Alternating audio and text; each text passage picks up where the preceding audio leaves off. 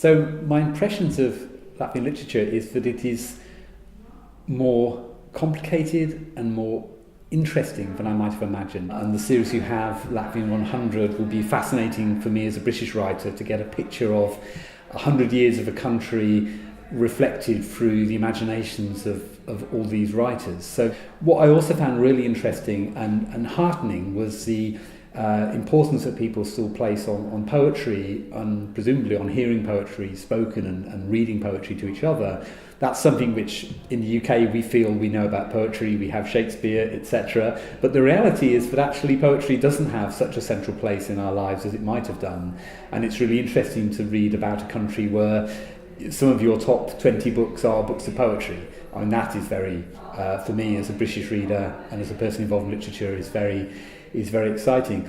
We are sadly a country that needs to be introduced to new writers. We don't automatically gravitate towards writers whose names we can't pronounce. Having said that, we do understand that writers have a way of representing a country and of explaining a country which other people don't have. And I think given a choice, audiences would sooner hear a Latvian poet or a Latvian novelist or a Latvian non-fiction writer talking about their country and its literary culture than they would read a textbook about that. So in a way, writers have the advantage that they have the facility to tell the story of Latvian culture through their writings. And in a way, our renewed interest in writers from Latvia and from other countries is partly a response to the fact that we are in a situation where perhaps we are going to distance ourselves from other European countries to some extent.